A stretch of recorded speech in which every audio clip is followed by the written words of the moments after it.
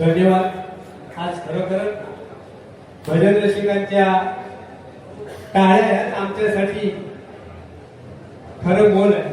पैसा सोडा हो, पैसा कोणी पैसा दिला म्हणजे चांगलं नाही, पण टाळ्या हेच आहेत। कारण आम्ही जे काय गातोय, आम्ही जे काय बोलतोय हे खरोखर तुमच्यापर्यंत तुम्हाला आवडते की नाही हे आम्ही आमच्या टाळ्यावरून समजतो।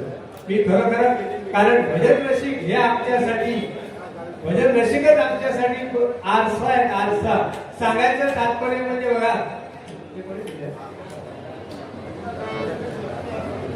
ज्यावेळी नामदेव संत नामदेवांनी बघा 80व्या वर्षी पायरीवर समाधी घेतली, त्यावेळी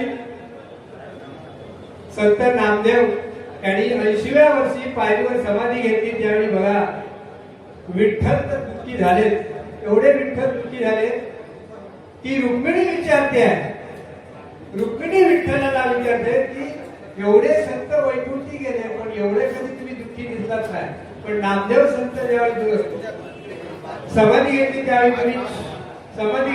तुम्ही एवढे दुःखी का?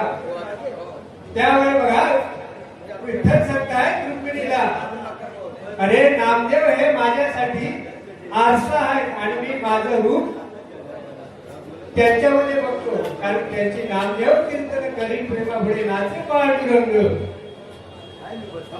संत स्वतः नामदेवाच्या कीर्तनामध्ये पांडुरंग नाचलाय आणि पांडुरंग नाचता नाचता बघा आपल्या पुढे अध्यात्म मी सांगण्या एवढा मी मोठं नाही, कारण माझ्या समोर जे आम्हाला व्हॉट्सअपच्या ग्रुपने आम्हाला नेहमी मार्गदर्शन करतात, प्रत्येक वेळी त्याचं विश्लेषण करून आम्हाला सांगतात, असे आमचे खरोखर गुरुवर्य गोपीनाथजी भाग्यबळ यांच्या समोर आणि असे दिग्गज बुवा समोर आणि खाली पण बसलेले सगळे नामवंत बुवा यांच्या समोर आम्ही आमचा अध्यात्म दाखवणं म्हणजे हे चुकीचं आहे।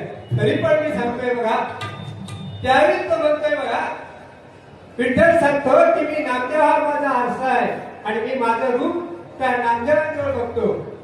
तसंच आज आमचा जर भंगी बुवांचा जर आरसा कोण असेल, मला हेच सांगायचं आहे, आम्ही बुवा लोक आहेत इथपर्यंत खुर्चीपर्यंत येतो, पण इथपर्यंत येऊसाठी आम्हाला सहकार्य लागतं हे जमलेल्या भजन रसिकांचं। हे जर समोर भजन रसिक नसेल तर या खुर्चीला काही किंमत नाही, परस मंडळी नसेल, बापाजी नसेल तर या खुर्चीला काही किंमत नाही।